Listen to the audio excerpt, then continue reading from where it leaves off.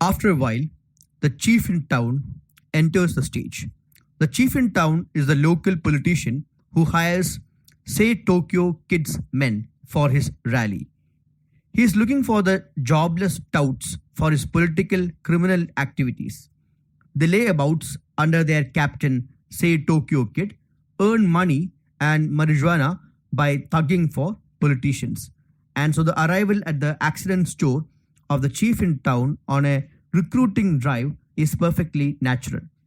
Once he has got the chief in town on stage, Soyinka is able to use him to comment on the depravity of politicians and the violence of politics in Nigeria.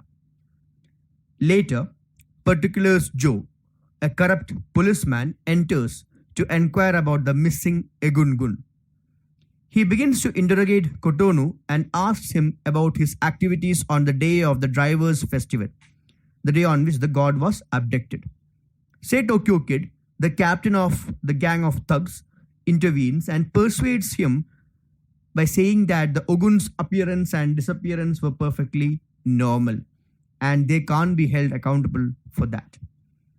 Any attempt to investigate the mystery of the missing Ogungun by the orthodox police methods is discouraged by the gang, threatening to invoke the murderous Ogun. Kotonu then gives an account of his part in the events of the drivers' festival. Particulars Joe is a corrupt policeman who extorts money from the professor to not turn him in for running the forgery business. After the Ogun festival, he appears to investigate this disappearance of the Egungun, the masquerader Murano. And the accident store is an obvious place for such a policeman to include it in his rounds. He is also drawn there by the prospect of smoking marijuana given by Say Tokyo Kid and earn money through bribes. Say Tokyo Kid is a truck driver who heads an association of out-of-work drivers that sometimes provides support for politicians. He has modeled himself on American gangster culture and speech. He prefers driving loads of timber and disdains those who drive passengers. He tells about the destruction of trees by logging companies who go only for the biggest and the strongest species. Though Say Tokyo Kid's words echoes the Yoruba beliefs that trees are living beings, it has spirit, and that when such trees are felled, spirits are trapped inside the logs. He is under the influence of colonialism since he is doing this to get money. The selfish Western loggers see the non-human nature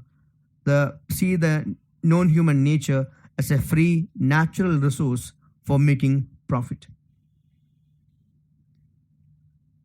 We again see Kotonu being upbraided by Samson for his business partnership with the professor. Samson contrasts him to the late Sergeant Burma, who used to work for the professor. He too dies in an accident. Unlike Sergeant Burma, Kotonu has had no prior experience of morally regarding the effect of war to prepare him for the gruesome business of the accident store. Samson imitates Sergeant Burma, and we see the true nature of this late Second World War veteran who was suffering from shell shock and was slightly mentally unhinged. He worked for the professor, acquiring spare parts from the vehicles and by robbing victims of accidents. Soyinka uses this conversation to compare the current state of affairs in Nigeria to that of the dire circumstances during a war. The professor asserts that there is no difference between the lawlessness of war and the battlefield of the present time. He rejects any responsibility for the drivers, expressing a superhuman contempt for them, and points out that he is merely using them as a means to an end.